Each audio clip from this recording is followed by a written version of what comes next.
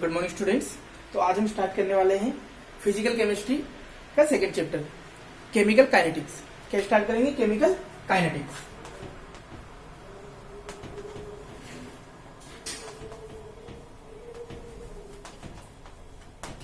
देखिए chemical kinetics इस chapter में, जैसे अगर चैप्टर को हम देखते हैं केमिकल काइनेटिक्स तो दो पार्ट में है। केमिकल इट मींस यहां पर केमिकल का सिंपली हम कह सकते हैं रिएक्शन से है, reactant product reaction. And what about the kinetics? ये फिजिक्स का वर्ड है। काइनेटिक्स 11th में भी था, डायनेमिक्स। इट मींस यहां पर हम क्या बोल सकते हैं? रेट और स्पीड। ठीक है, तो क्या है यहां पर इस चैप्टर में सिर्फ और सिर्फ डिस्कशन किसका होगा? Rate of reaction, speed of reaction. क्योंकि 11th क्लास में जो आपका था थर्मोडायनेमिक्स में आप ये देखते थे फिजिबिलिटी ऑफ रिएक्शन, आपका रिएक्शन पॉसिबल है या नहीं है, एंट्रोपी से, गिब्स फ्री एनर्जी से, क्या वैल्यू है, पॉजिटिव है, नेगेटिव है। बट ये नहीं बताता कि रिएक्शन कब कंप्लीट होगा, या किसी भी इंस्टेंट पे रोककर आप ये फाइंड आउट नहीं कर सकते कि कितना रिएक्टेंट कंज्यूम हो गया है और कितना प्रोडक्ट बन गया है।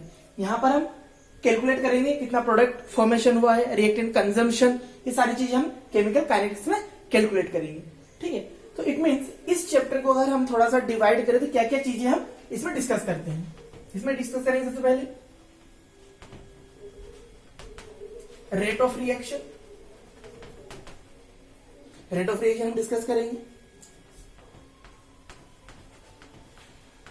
Order of reaction, factors affecting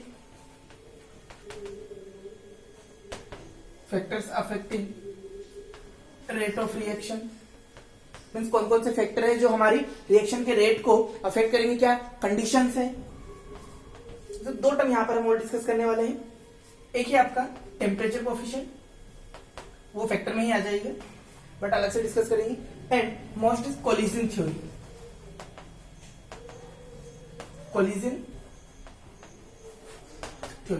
तो रिएक्शन का जो भी रेट होगा, ऑर्डर होगा, मोलिकुलरिटी, मेन ये सारी चीजें हैं जो रेट ऑफ रिएक्शन है।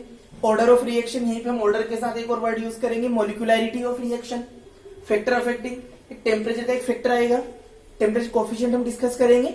And last collision theory, activation energy, ये सारा एक्सो और एंडोथर्मिक में जो हमने थर्मोडायनेमिक्स में डिस्कस किया था वो यहां पर हम डिस्कस करने वाले हैं। ठीक है, तो स्टार्ट करते हैं।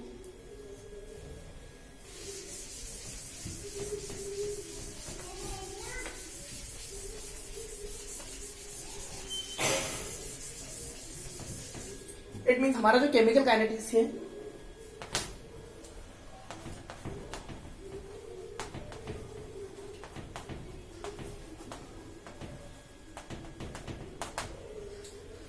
अगर सिंपली मैं कहूं, it means branch of chemistry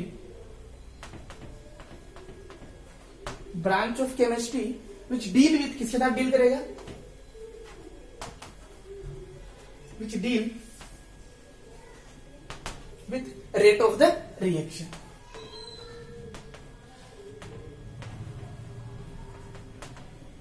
Reaction is called chemical kinetics.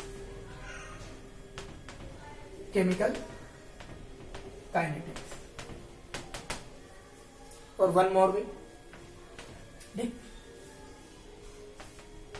chemical kinetics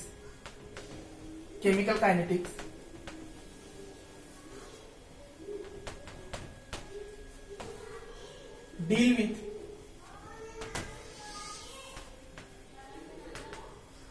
rate of reaction,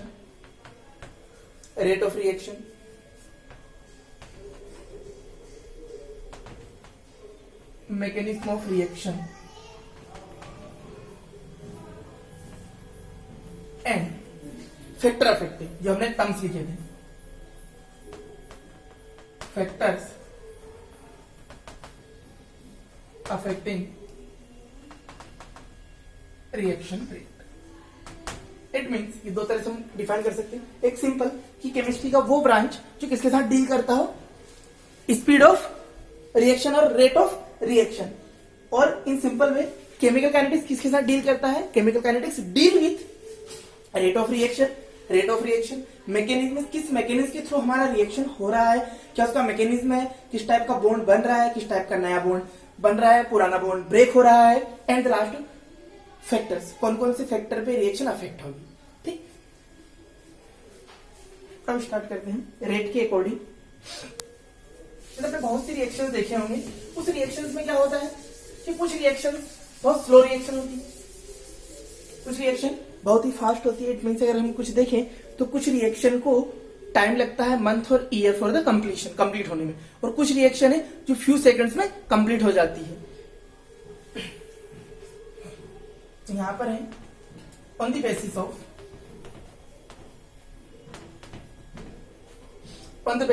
rate of reaction, on the basis of rate reactions divided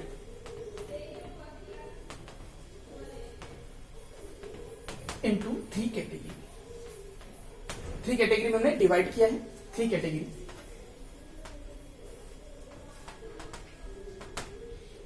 three categories, one is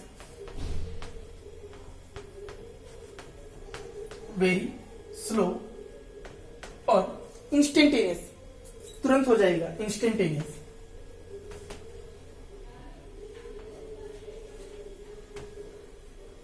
instantaneous reaction. Second, very slow reaction,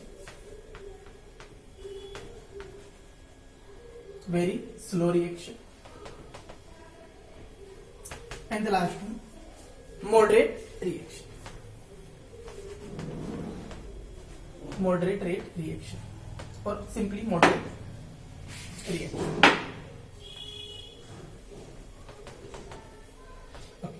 तो हमने किस class में, तीन class में divide कर दिया है। एक है आपका बहुत ही जल्दी होने वाला very fast reaction, instantaneous reaction, very slow reaction and moderate और मॉडरेटली स्लो रिएक्शन। ओके, तो ये था मॉडरेट रिएक्शन, लास्ट वन। अब डिस्कस करते हैं one by one.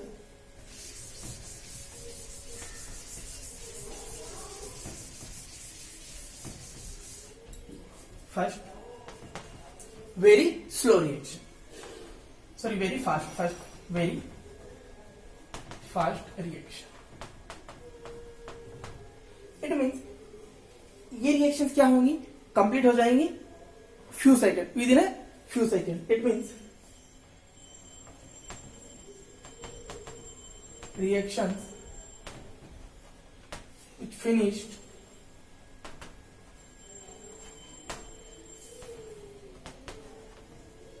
in few seconds, that is very fast. Okay, अब ये क्या क्या आ सकता है, इसमें आपकी हो सकती है प्रेसिपिटेशन रिएक्शन,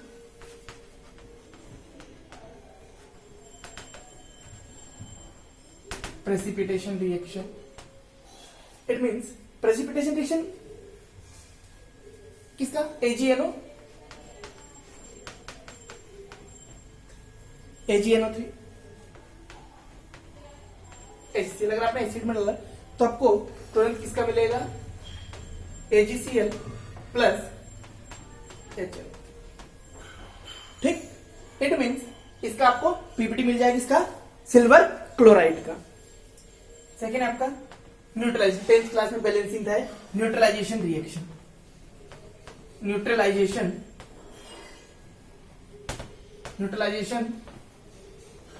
रिएक्शन किसका होता है, neutralisation reaction acid base, sodium hydroxide HCl।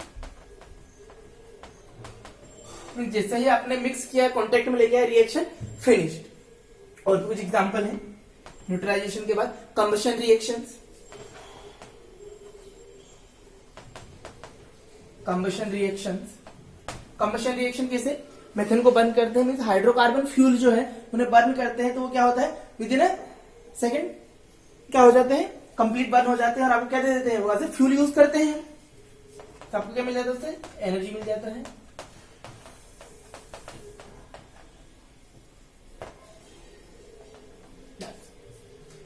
तो ये जो रिएक्शन है किस कैटेगरी में आती है, very fast reaction.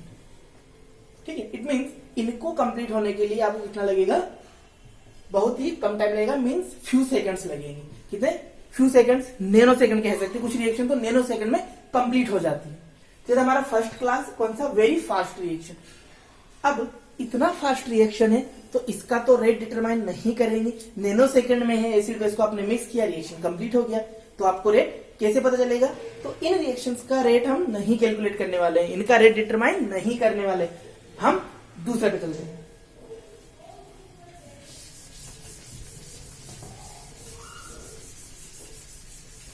Second type से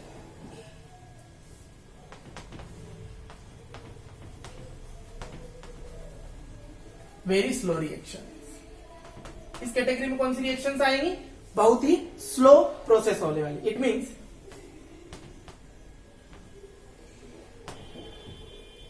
it will take months or years for their completion.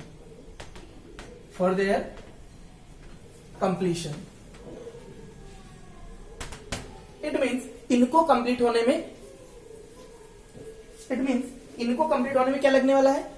या तो महीने लग जाएंगे या फिर साल लग जाएंगे। अब आप एक साल के लिए तो वेट करेंगे नहीं, एक साल के लिए इंतजार करेंगे नहीं, रेट डिटरमाइन करना है। Rusting of iron, formation of fossil fuel coal, rock formation और वेदरिंग ऑफ रॉक्स,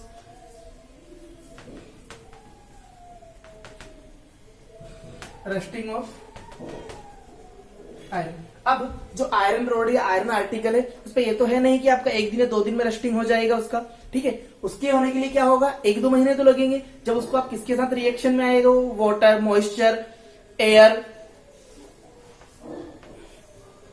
फॉर्मेशन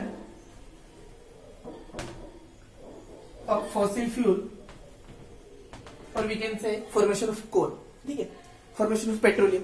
तो ये रिएक्शन क्या रहते हैं? मंथ और ईयर में कंप्लीट होती है। तो अब इसके लिए आपको फॉर एग्जांपल फॉसिल फ्यूल का फॉर्मेशन आप लोगों ने 9th-10th क्लास में पढ़ा था, फॉसिल फ्यूल्स, ठीक है, कन्वेंशनल नॉन कन्वेंशनल सोर्स में। तो वहां पर क्या था? Millions of year. तो ऐसा तो है नहीं कि हमारे साथ पुछते बैठ के उसका कैलकुलेट करेंगी, ऐसा तो कुछ होगा नहीं, ठीक है।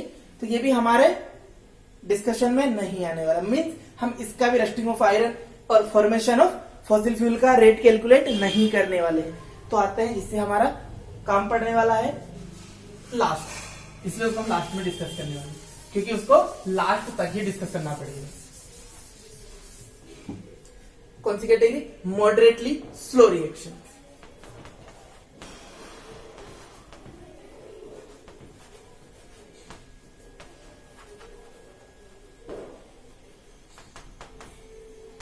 इट मीन्स इस टाइप की रिएक्शन किस कैटेगरी में आती है? वेरी फास्ट और वेरी स्लो के इंटरमीडिएट, ठीक। It means this type of reaction between the very fast and very slow reaction। Means किसके बीच में आएगी? Between the very fast and very slow reactions. अब एग्जांपल, हाइड्रोलाइसिस ऑफ एस्टर।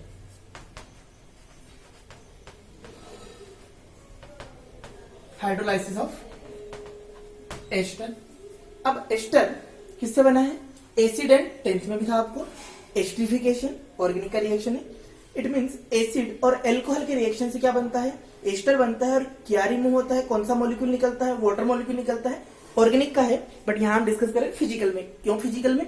क्योंकि हम उसका रेट कैलकुलेट करेंगे। तो फॉर एग्जाम्पल अगर मैं बात करूं,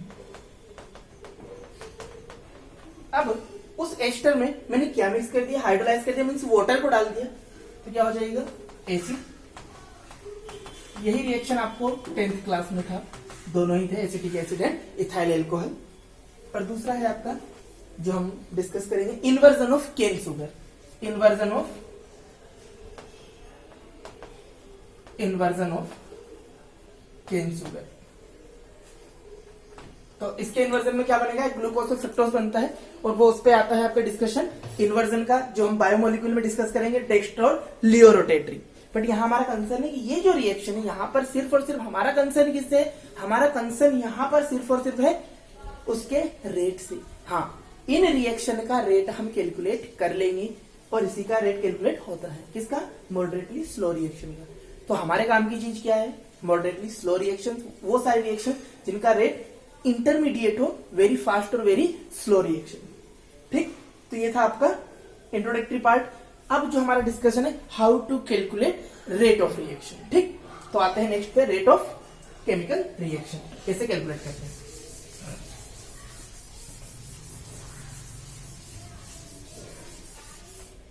तो हमारा कंसर्न है रेट ऑफ केमिकल रिएक्शन।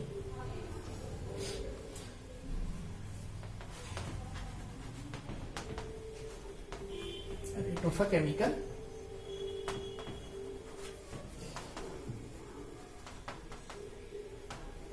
ठीक है। अब रेट इट मींस स्पीड, तो क्या कह सकते हैं, जिस स्पीड से हमारा रिएक्शन कंप्लीट हो रहा है। ठीक है, तो वी कैन से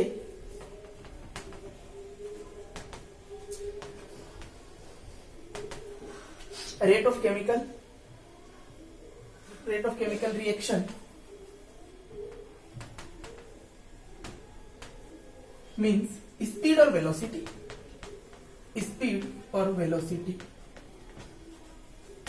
स्पीड और velocity with which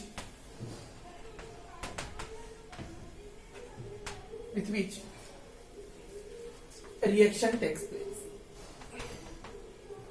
reaction takes place, reactions takes place। okay. तो क्या है रेट, मीन्स किस स्पीड से या किस वेलोसिटी से हमारा रिएक्शन कंप्लीट हो रहा है। Rate of chemical reaction which means speed और velocity with which reaction takes place, किससे हो रहा है। ठीक है, अब फॉर एग्जांपल अब कैसे हमें एक्सप्रेस करें, तो आपने डेफिनेशन लिख लिया, how to express rate of a chemical reaction. ठीक, so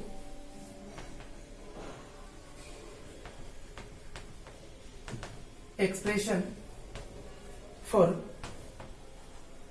rate of a chemical reaction,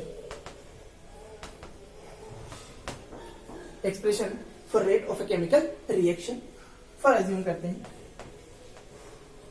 यही केमिकल रिएक्शन। तो केमिकल रिएक्शन में क्या होता है, रिएक्टेंट इनिशियल हमारा रिएक्टेंट होता है, वो कन्वर्ट होता है प्रोडक्ट में। ठीक है, तो हमने लिया रिएक्टेंट एंड प्रोडक्ट। अब सॉल्यूशन जो हमारा पहला टॉपिक था, उसमें टर्म डिफाइन किया था कंसंट्रेशन ऑफ अ सॉल्यूशन। तो यहां पर हम बात करें रिएक्टेंट जो हमारा है उसकी कंसंट्रेशन और जो प्रोडक्ट बना है उसकी concentration.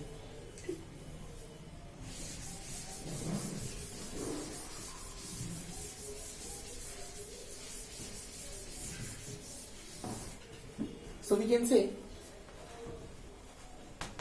rate of chemical reaction expressed in two ways। दो तरह से हम एक्सप्रेस कर सकते हैं, क्योंकि हमारे पास दो ही चीज होती है, एक रिएक्टेंट होता है, एक प्रोडक्ट होता है। तो पहला तो अब जो भी केमिकल रिएक्शन थोड़ा सा डिस्कस कर लेते हैं। जो भी केमिकल रिएक्शन स्टार्ट हुआ इनिशियली, तो प्रोडक्ट क्या होगा, जीरो, कोई प्रोडक्ट फॉर्मेशन नहीं हुआ है अभी, सिर्फ और सिर्फ क्या आपके पास 100% क्या है, आपके पास रिएक्टेंट है। तो आफ्टर टाइम भी क्या होने वाला है, रिएक्टेंट आपका कुछ कंज्यूम होगा। इट मीन्स रिएक्टेंट का जो कंसंट्रेशन होगा वो क्या होगा, कम होगा, मीन्स डिक्रीज होगा। और प्रोडक्ट जीरो से कुछ ऊपर आएगा, इट मीन्स उसका कंसंट्रेशन क्या होगा, इंक्रीज होगा। तो एक तरफ कंसंट्रेशन डिक्रीमेंट होगा और एक तरफ इंक्रीमेंट होगा। तो सबसे पहला है rate of decrease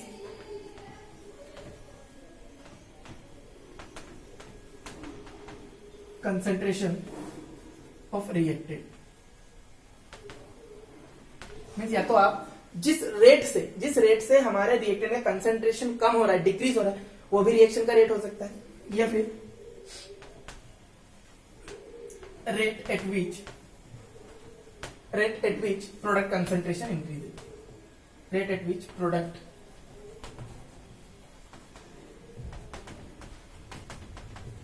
concentration increase. तो दो तरह से, rate of decrease of concentration of reactant and rate at which product concentration increases, इन दो तरह से हम कैलकुलेट कर सकते हैं किसका, जो हमारी रिएक्शन है, गिवन रिएक्शन है, उसके रेट को। तो करते हैं डिस्कस मैथमेटिकली हम डिस्कस करते हैं।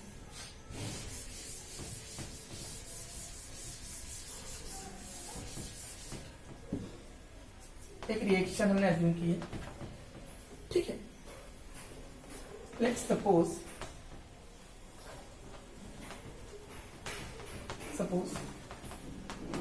R1, ये स्क्वायर ब्रैकेट यहां पर किसको रिप्रेजेंट कर रहा है? कंसंट्रेशन को। Let's suppose in P1 are the concentrations, in short, concentration of reactant and product at time T1 means initial time, जब इनिशियल टाइम था ये था, ठीक है। After T2 time R2 and P2 are okay, लिख लेते हैं R2 and P2 are the concentration of reactant and product at time means T1 initial time हम 0 एज्यूम कर सकते हैं आफ्टर 10 सेकेंड, 10 मिनट और 1 आवर, ठीक है। T1 T2 तो कितना टाइम चेंज हुआ? चेंज इन टाइम आप कैसे रिप्रेजेंट करेंगे?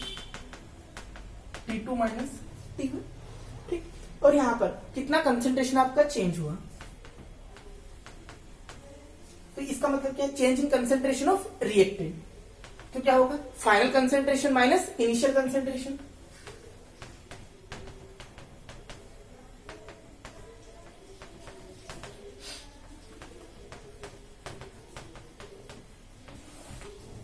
क्लियर? अब क्या हो रहा है आपका एक्चुअल में, जो रेट ऑफ जो रिएक्टेंट है वो क्या हो रहा है? कम हो रहा है, मतलब वो डिसअपियर हो रहा है। और आपका प्रोडक्ट क्या हो रहा है? 0 से कुछ बढ़ रहा है, मीन्स वो अपीयर हो रहा है। तो आप ऐसा भी बोल सकते हैं rate of disappearance of reactant और rate of appearance of product, ठीक। तो अभी हम रेट ऑफ रिएक्शन को थोड़ा सा बाद में डिस्कस करते हैं, पहले ये चीज डिस्कस कर लेते हैं। क्या? Rate of disappearance of reactant, rate of disappearance of reactant क्या होगा? डिक्रीज इन कंसंट्रेशन या change in concentration? Change in concentration of reactant upon time taken, ठीक है। तो मैंने लिखा है यहां पर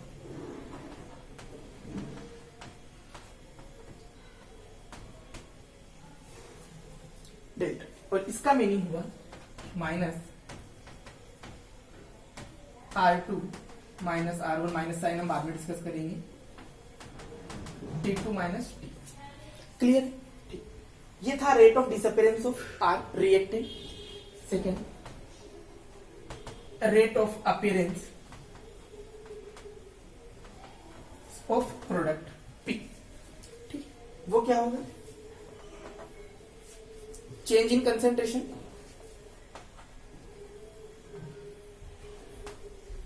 change in concentration of product upon time taken,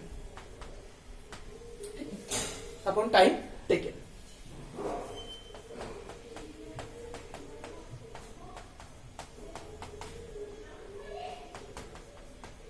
T2 minus T1, T2 minus T1। तो ये हमने अभी देखा है rate of disappearance of reactant और अपीयरेंस ऑफ प्रोडक्ट। क्योंकि हमारा रिएक्टेंट क्या हो रहा है? डिक्रीज हो रहा है। रिएक्टेंट हमारा क्या हो रहा है? डिक्रीज हो रहा है। और प्रोडक्ट क्या हो रहा है? इंक्रीज। हमने डेफिनेशन में क्या लिखा था यहाँ पर? Decrease in concentration of reactant and increase in concentration of product, ठीक। अब अगर हम एक्सप्रेशन देखते हैं,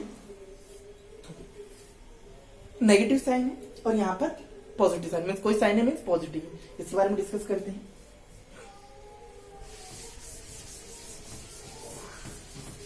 नेगेटिव साइन ये नहीं कह रहा है आपका, क्या नहीं कह रहा है? कि आपकी रिएक्शन का रेट नेगेटिव है। Significance of negative,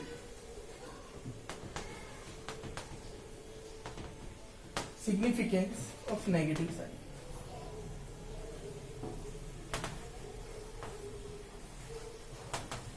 significance of negative sign. Significance of negative sign, it means it only indicates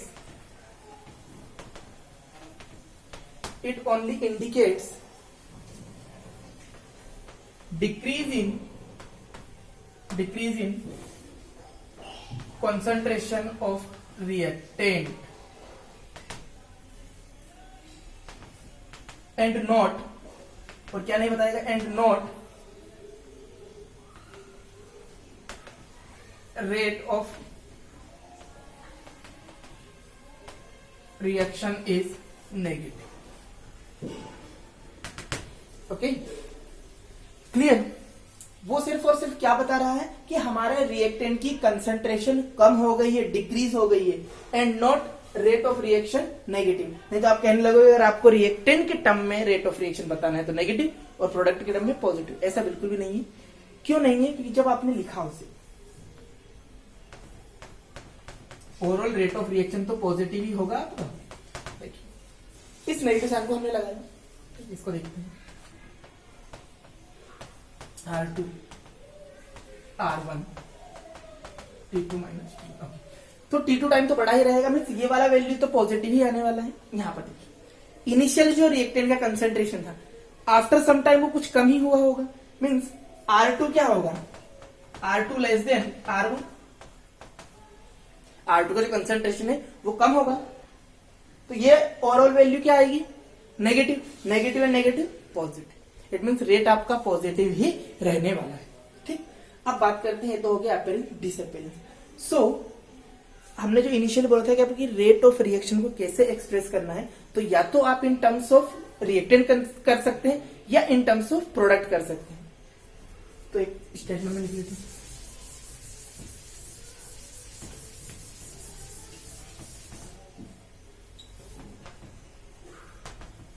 rate of reaction. Rate of reaction को क्या बोल सकते हैं, rate of disappearance of any one of reactant। किसी भी reactant के, अगर हमारे रिएक्शन में दो या दो से ज्यादा रिएक्टेंट है तो one of, rate of disappearance of any one of reactant, या फिर rate of appearance of any one of the products।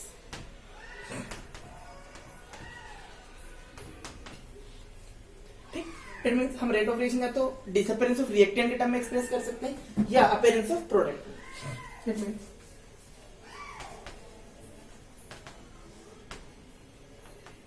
Rate of reaction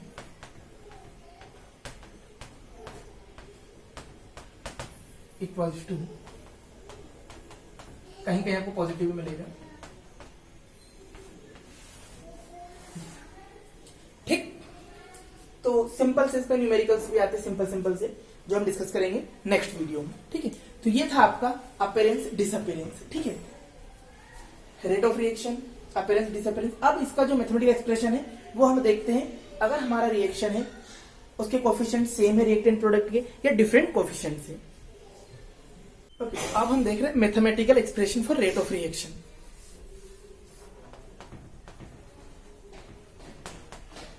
mathematical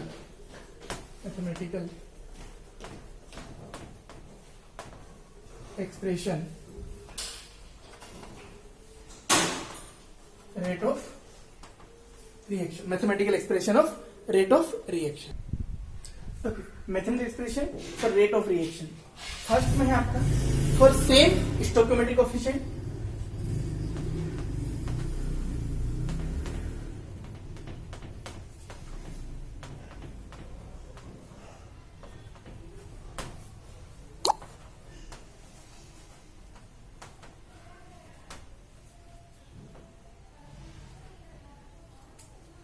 for same stoichiometric coefficient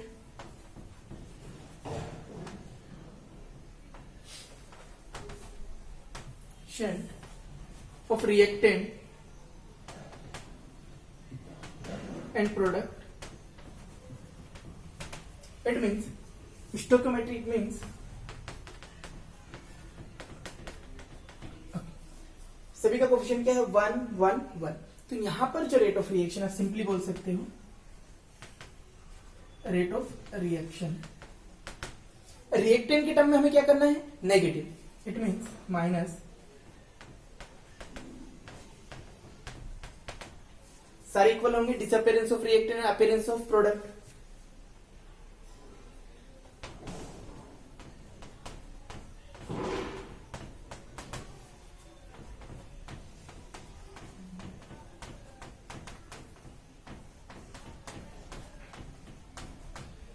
तो ये सिंपली क्या है all are rate of disappearance of B, rate of appearance of C, rate of appearance of D as well as rate of reaction because all having same coefficient। ठीक, but अगर ये coefficient different हो जाएगा तब आपका rate of reaction और rate of disappearance and appearance different हो जाएगा। वो देखते हैं, ये हो गया सेकेंड।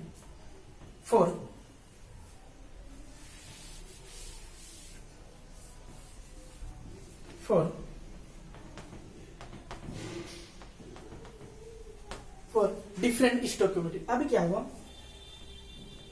बी सी और we can say different M1A M2B N1C and N2D। Okay, तो इनकी क्या होगा स्टोइकियोमेट्रिक कोफिशिएंट क्या होगा डिफरेंट होगा। यहां पर जो रेट ऑफ रिएक्शन होगा वो क्या होगा, यहां पर rate of reaction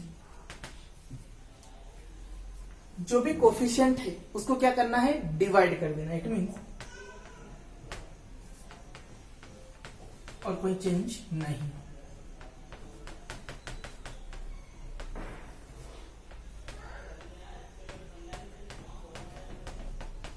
negative as it is.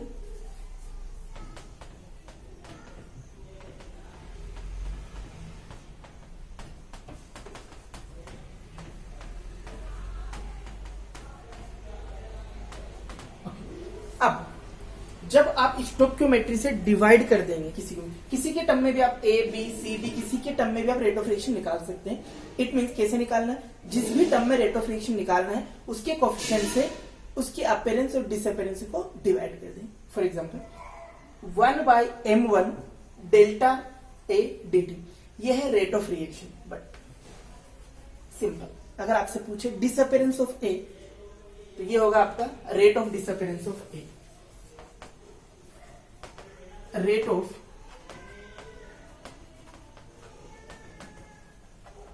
Disappearance of A. ठीक है, रेट ऑफ डिसअपीयरेंस ऑफ, अगर आपने उससे कोफिशिएंट से डिवाइड कर दिया तो वो हो जाएगा रेट ऑफ रिएक्शन। क्योंकि हम क्वेश्चन करेंगे उसमें इस बात का आपको केयरफुली ध्यान रखना होगा। ठीक, ये क्या हो जाएगा rate of appearance of C, rate of appearance of D, rate of disappearance of B. ठीक है, इट मीन्स अगर कोई सा एक्सप्रेशन दिया हुआ है और उसमें किसी का अपीयरेंस डिसअपीयरेंस दे दिया गया है और आपसे दूसरे का पूछा तो आप इक्वेट करके निकाल सकते हैं, या फिर रेट ऑफ रिएक्शन पूछा तो आप उस इक्वेशन आपको बैलेंस इक्वेशन दिया रहेगा उसमें देखिए उसके कोफिशिएंट क्या है, उसके कोफिशिएंट से आप डिवाइड कर देंगे तो आपको क्या मिल जाएगा रेट ऑफ रिएक्शन। ठीक, तो ये था सिंपल। अब लास्ट उसके बाद हम डिस्कस करेंगे इसके question based on rate of reaction. Okay, last is what is the unit of rate of reaction. इस रेट ऑफ रिएक्शन का यूनिट क्या है। ठीक,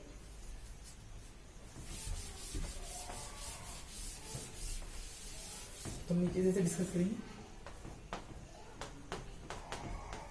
units of rate of reaction.